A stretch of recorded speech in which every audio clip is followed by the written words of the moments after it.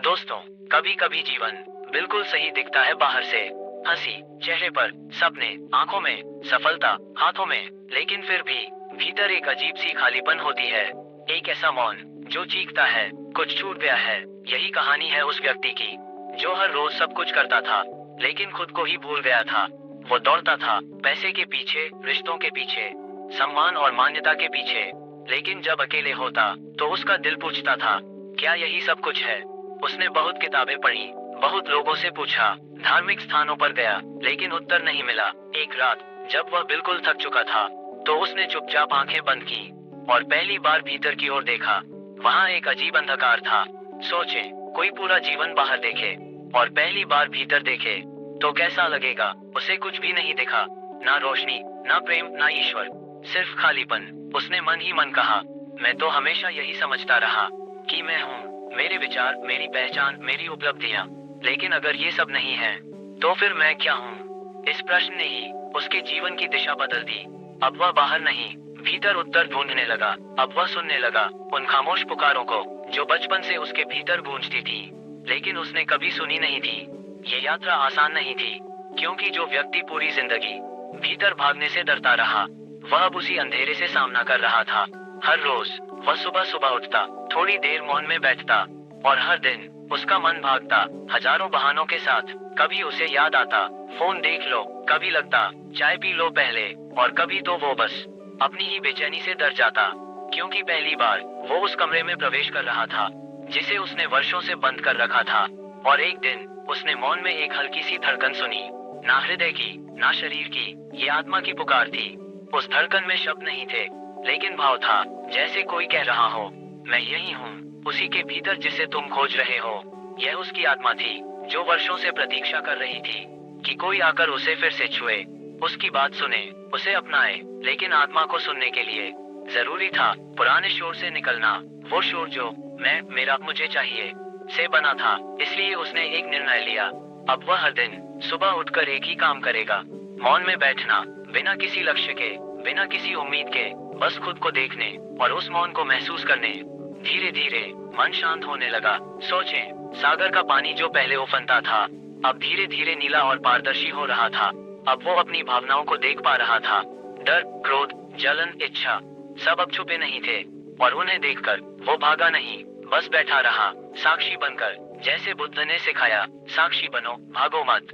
और फिर एक दिन उसे अनुभव हुआ कि वो इन भावनाओं से अलग है। वो मन नहीं है, वो विचार नहीं है, वो भावनाएं नहीं है, वो केवल एक देखने वाला है। यह अनुभव बहुत ही सूक्ष्म था, लेकिन बहुत शक्तिशाली। उसने पहली बार अपने असली स्वरूप की एक झलक पाई थी, और वह झलक इतनी पवित्र, इतनी शांतिपूर्ण थी कि वह रो पड़ा, बिना वजह, बिना शब्दों के। बस मौन में आंसू बहने लगे, क्योंकि वो जान चुका था, जिसे वह खोज रहा था वह कभी खोया ही नहीं था। वो हमेशा यही था, उसके भीतर। बस वह आंखें मूंद कर बाहर देखता रहा। यह उसकी यात्रा की शुरुआत थी। अब वो केवल एक साधारण व्यक्ति नहीं था, अब वह एक खोजी था, एक साधक जो स्वयं की वापसी की यात्रा पर था। और उस रात जब उसने फिर ध्यान किया तो मौन गहराता गया। उसके भीतर एक वाक्य गूंजा, बिना बोले, बिना सोचे। मौन के बीज अब अंकुरित होने लगे हैं। ध्यान की शुरुआत में मौन बड़ा सुंदर लगता है, जैसे कोई शांति की नदी भीतर बहने लगी हो, लेकिन कुछ ही दिनों में मन जो अब तक चुपचाप था, अपना असली रूप दिखाने लगता है। साधक जैसे ही अपनी आंखें बंद करता है, विचारों का एक तूफान उठता है। पुराने दृश्य, भविष्य की चिंता, अधूरे रिश्ते, अनकहे शब्द, सब कुछ एक साथ सामने आ जाता है। एक दिन वह ध्यान में बैठा और 10 मिनट बाद ही उसे घबराहट होने लगी। उसका मन चिल्लाया, क्या कर रहे हो? क्यों बैठकर समय बर्बाद कर रहे हो? बहुत काम पड़े हैं, उठो। उसने गहरी सांस ली और मौन में उत्तर दिया, मैं कहीं नहीं जा रहा, मैं यहीं रहूंगा, चाहे जो भी हो। मन को ये बात पसंद नहीं आई। मन को आदत है ध्यान भटकाने की, अतीत में उलझाने की और भविष्य में डर दिखाने की। अब हर ध्यान का समय मानो युद्ध का मैदान बन गया था। एक ओर था मौन का बीज जो हर दिन थोड़ा थोड़ा अंकुरित हो रहा था। दूसरी ओर था मन का जंगल जिसमें भटक जाने का खतरा हमेशा था। साधक को पहली बार समझ आया, मन कितना चालाक है। वो कभी उसे भय दिखाता, कभी लालच, कभी कुछ मीठी यादें, ताकि वह मौन में टिक न सके। लेकिन साधक अब बदल रहा था। अब वह भागता नहीं था, वह विचारों को आता देखता और उन्हें गुजरने देता, जैसे ट्रेन के डिब्बे हों। जो आंखों के सामने से निकलते जाएं, पर वो उनमें चढ़े नहीं। धीरे धीरे वह विचारों और स्वयं के बीच एक दूरी अनुभव करने लगा, जैसे कोई कह रहा हो, तुम विचार नहीं हो, तुम वो हो जो उन्हें देखता है। एक दिन ध्यान करते करते उसने अपने भीतर एक गहराई महसूस की। वो कोई भाव नहीं था, कोई शब्द नहीं था, बस एक स्थिति थी, शांत, स्थिर, मौन। लेकिन तभी मन ने फिर एक चाल चली। उसने एक पुरानी याद फेंकी, बचपन की एक पीड़ा जो आज तक अनकही थी। साधक की आंखें भीग गईं। वो दृश्य इतना जीवंत था कि जैसे वह आज भी वही है। उसने देखा कैसे वह एक बच्चे की तरह डर रहा था, कैसे उसे चुप कराया गया, दबाया गया और धीरे धीरे खुद से दूर कर दिया गया। वह पहली बार रोया, मौन में। वो आंसू दुख के नहीं थे, बल्कि स्वीकार की पहली बूंदें थी, क्योंकि अब वह उस पीड़ा से भाग नहीं रहा था। अब वह उस बच्चे को अपने भीतर गले लगा रहा था।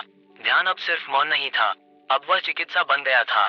हर सत्र में वो अपने किसी पुराने हिस्से से मिलता, कभी टूटी हुई पहचान, कभी भूली हुई मुस्कान, कभी कोई अनदेखा डर। एक दिन ध्यान के दौरान उसे लगा कि जैसे उसके पांव बंधे हुए हैं। वो कहीं जाना चाहता है, लेकिन भीतर कुछ रोकता है। वो बैठा रहा और देखा कि ये बंधन किसने बांधे थे। वो समाज था, परिवार, या वो खुद। कुछ देर बाद उसे एहसास हुआ कि ये सारे बंधन उसके ही विश्वासों के थे, जो उसने वर्षों से सच मान लिए थे। मुझे कुछ साबित करना है, मैं पर्याप्त नहीं हूँ, मुझे सबको खुश रखना है। जैसे ही ये विचार स्पष्ट हुए, वो हंस पड़ा, क्योंकि अब वो समझ गया था कि ये सब झूठ है, और सबसे बड़ा झूठ, मैं ये शरीर और पहचान हूँ। उस क्षण उसने अनुभव किया एक हल्कापन, जैसे किसी ने उसके पांव के बंधन खोल दिए हों।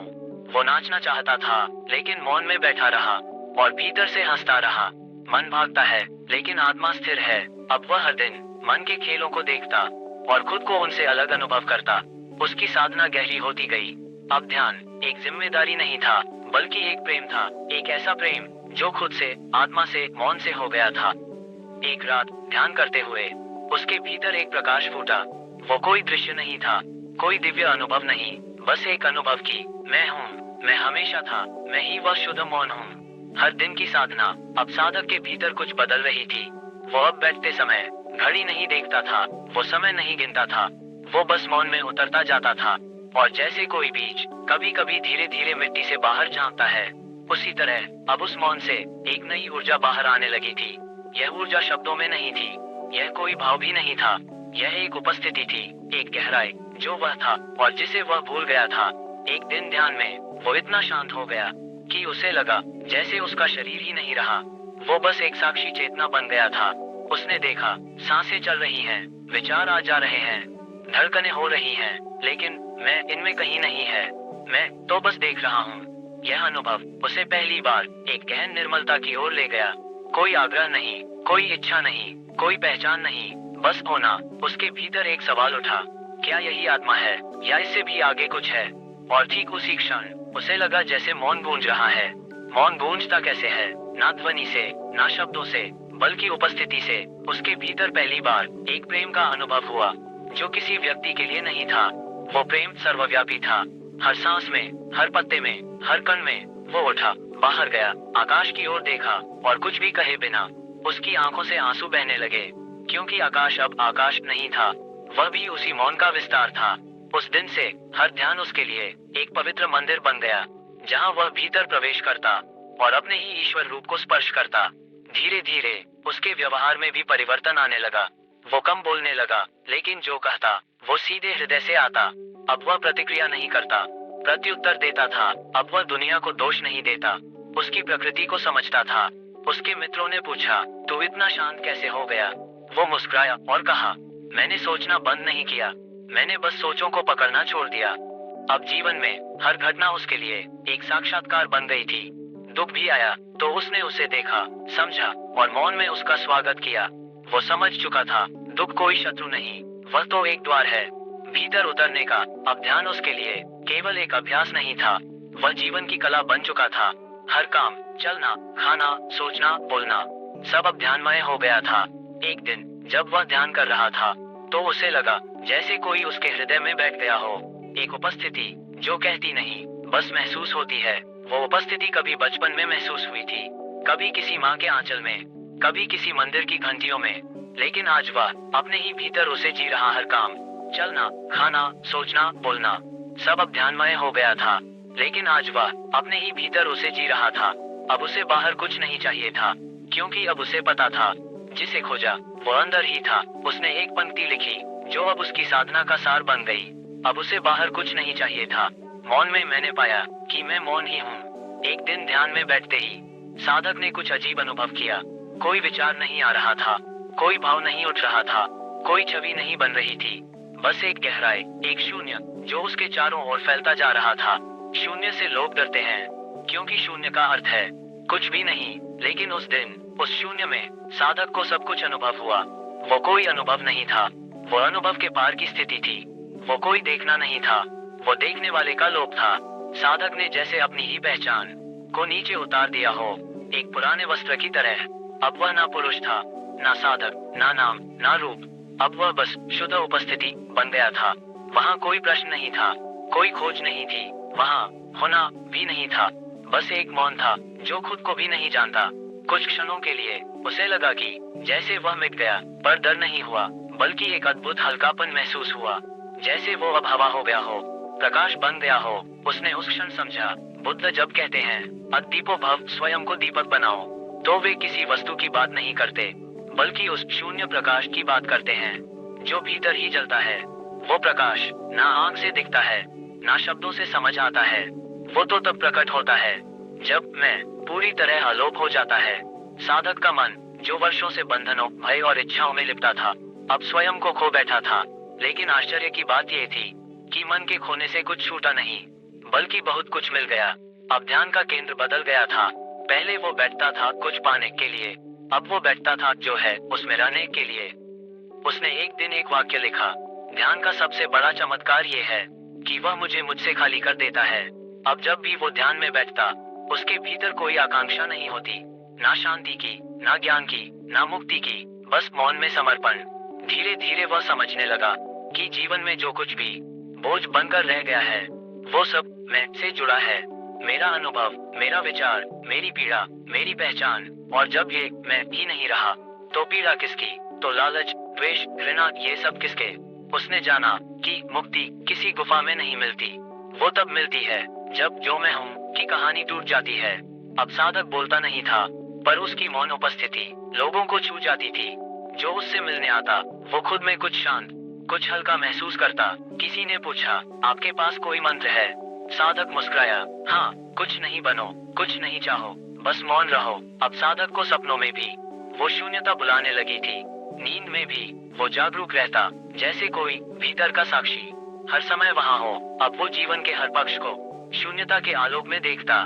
रिश्तों में वह स्वतंत्र था, कार्य में पुनर्तः उपस्थित, और जीवन के हर उतार चढ़ाव में मौन की छाया में स्थिर। उसने लिखा, जैसे जैसे मैं मिटता गया, वैसे वैसे ब्रह्मांड मेरे भीतर प्रकट होता गया। एक दिन ध्यान में उसने अनुभव किया जैसे वह हर पत्ते में है, हर ध्वनि में, हर सांस में, हर जगह स्वयं ही है। उसने कुछ नहीं पाया, लेकिन अब वह सब कुछ था, क्योंकि जो कुछ भी था वो अब मैं नहीं था। वो बुद्धत्व की ओर पहला वास्तविक कदम था। अब साधक को ध्यान में बैठने की आवश्यकता नहीं रहती थी, क्योंकि अब वह हर क्षण ध्यान में था। चलते समय, पीते समय, लिखते समय, सोते समय, हर क्रिया अब पूर्ण उपस्थिति से भर गई थी। उसने जाना, साधना की चरम अवस्था करने में नहीं है, बल्कि होने में है। अब वह प्रवाह में था, अब वह नदी बन चुका था। एक दिन एक वृद्ध साधु उससे मिलने आया। उसने कहा, तू इतना शांत कैसे है? क्या तूने कुछ विशेष पाया है? साधक ने सिर झुकाया और बोला, मैंने कुछ नहीं पाया, मैंने तो सब कुछ छोड़ दिया है। उसका जीवन अब किसी योजना से नहीं चलता था, ना कोई महत्वाकांक्षा, ना कोई लक्ष्य, फिर भी सब कुछ सहज और पूर्ण था। अब वो मृत्यु से भी नहीं डरता था, क्योंकि उसने जाना मृत्यु केवल शरीर की है, लेकिन जो मौन है, जो साक्षी है, वो तो कभी मर ही नहीं सकता। उसने लिखा, अब जीवन में कोई द्वार बंद नहीं लगता, क्योंकि मैंने चाहने की आदत छोड़ दी है। एक दिन ध्यान में उसके भीतर एक गहन अनुभव हुआ। उसे लगा जैसे वह पूरे ब्रह्मांड के साथ एकाकार हो गया हो। अब वह शरीर से परे, मन से परे, भावनाओं से परे, केवल एक अविभाज्य उपस्थिति बन चुका था। उसने आत्मा के बारे में सोचना भी छोड़ दिया था, क्योंकि आत्मा अब विचार नहीं रही, वह तो जीवित अनुभूति बन चुकी थी।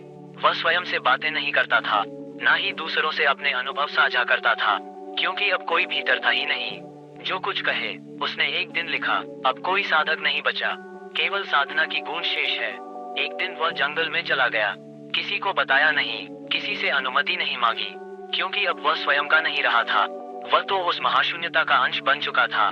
जंगल में उसने कोई कुटिया नहीं बनाई, वह बस एक वृक्ष के नीचे बैठा रहा, कभी धूप में, कभी वर्षा में, बिना शिकायत, बिना अपेक्षा। वहाँ कोई उसे देखने नहीं आता था, कोई शिष्य नहीं, कोई भक्त नहीं, लेकिन अब उसे किसी की आवश्यकता नहीं थी। प्रकृति ही उसकी संगत थी। पक्षियों की चहचहाहट, पत्तों की सरसराहट, नदी की बहती ध्वनि, ये सब अब उसे एक ही मौन संगीत की तरह लगते थे। अब उसे ये संसार द्वंद्व नहीं लगता था। अंधकार और प्रकाश, सफलता और असफलता, प्रिय और अप्रिय, सब अब उसे एक ही नृत्य के भाग लगते थे। कभी वह घंटों तक बैठा रहता, बिना हिले, बिना कुछ सोचे, ना ध्यान करता, ना कोई मंत्र दोहराता, फिर भी ध्यान घटित होता था। वह मौन अब उसका स्वभाव बन गया था। ना उसे अपनाना था, ना साधना करनी थी, वो अब मौन ही हो गया था। एक दिन उसे लगा जैसे भीतर कुछ पुनर्तः टूट गया, और उसी टूटने से एक अभूतपूर्व शांति का जन्म हुआ। अब वह हंस सकता था, रो सकता था, लेकिन भीतर से कुछ भी स्पर्शित नहीं होता था। सब कुछ आता और चला जाता, और वह केवल देखता रहता। उसने अंतिम वाक्य लिखा, अब जो हूँ वह नाम नहीं, जो देख रहा है वह रूप नहीं, मैं वही हूँ जो कभी बना नहीं और कभी मिटेगा नहीं। अब वह साधक नहीं था, अब वह बस एक निर्दोष साक्षी था। जीवन की लीला को मौन से देखता हुआ वह अब न कुछ खोज रहा था, न कुछ जानना चाहता था, क्योंकि उसने देखा कि खोजने वाला ही अज्ञान का कारण था। हर सुबह वह उठता और जैसे सूरज को नमस्कार करता, वैसे ही जीवन को प्रणाम करता। हे जीवन, मैं अब तुझसे लड़ता नहीं, ले चल मुझे जहाँ तू चाहता है। उसने पाया कि असली जागरण किसी अनुभव से नहीं आता, बल्कि उस क्षण आता है जब किसी अनुभव की लालसा समाप्त हो जाती है। एक दिन वह पेड़ के नीचे बैठा था, आंखें बंद थीं, लेकिन भीतर कोई प्रकाश उठ रहा था। वह प्रकाश बाहर की नहीं, भीतर की ज्वाला थी, जो वर्षों के मौन, वैराग्य और समर्पण की अग्नि से जली थी। उसे अनुभव हुआ कि अब वह कोई शरीर नहीं है, ना मन, ना आत्मा। अब वह बस एक तरंग है, जो हर जीव, हर कण में व्याप्त है। अब उसे दूसरों से भिन्न होने का कोई अनुभव नहीं था। जो सामने वृक्ष था वह भी वही था, जो बहती नदी थी वह भी वही था, जो हवा का स्पर्श था वह भी वही था। इस अद्वैत की अवस्था को शास्त्रों में निर्वाण कहा गया है। यह कोई स्थान नहीं, कोई विचार नहीं, ये तो सब कुछ में लीन हो जाना है। अब उसे कोई भी अनुभव व्यक्तिगत नहीं लगता था। दुख आता तो वह आता, पर अब कोई मैं नहीं था जो उससे पीड़ित हो। सुख आता तो वह भी आता, पर अब कोई मैं नहीं था जो उसे पकड़ना चाहे। एक दिन एक युवक आया और पूछा, आप बुद्ध बन गए हैं? साधक मुस्कुराया, बुद्ध बनना छोड़ दिया। तभी बुद्धत्व घटा। अब वह बोलता भी नहीं था, लिखता भी नहीं था। उसकी मौन उपस्थिति ही एक गहन शिक्षा बन चुकी थी। जो उससे मिलने आते वे कुछ बोलते नहीं, फिर भी लौटते समय भीतर कुछ बदल चुका होता। वह अब किसी का गुरु नहीं था, किसी का भक्त नहीं था। अब वह केवल शून्यता का प्रतिरूप था, बिना नाम, बिना उद्देश्य, बिना चिन्ह। एक बार वह पहाड़ की चोटी पर गया। वहां उसने सूर्यास्त को देखा, और पहली बार ऐसा अनुभव हुआ कि सूर्य बाहर नहीं, उसके भीतर डूब रहा है। उसने आंखें बंद की और पूरी सृष्टि जैसे उसमें समा गई। अब कोई सीमा नहीं रही, अब कोई भेद नहीं रहा। वह जान चुका था, मैं हूँ, लेकिन अब मैं नहीं बचा। उसके अंतिम शब्द थे, अब कुछ कहने को नहीं बचा, अब केवल मौन है, और उसी में मैं संपूर्ण हूँ। उस दिन जब वह ध्यान में था, उसका शरीर भी मौन हो गया, लेकिन ऐसा नहीं लगा कि वह मरा। जो वहाँ बैठे थे उन्हें लगा मौन ने उसे पूरी तरह अपना लिया है। उसी वृक्ष के नीचे जहाँ उसने वर्षों ध्यान किया था, अब केवल एक गहरा शांत वृत्त शेष रह गया था। उसका कोई मकबरा नहीं बना, कोई समाधि नहीं, क्योंकि उसने पहले ही सबको कह दिया था। जो मैं था वह कहीं नहीं गया, वह अब हर धड़कन, हर हवा, हर मौन में समाया है। तो मित्रों, वीडियो पसंद आई तो वीडियो को लाइक करके शेयर करें और चैनल को सब्सक्राइब करें। धन्यवाद।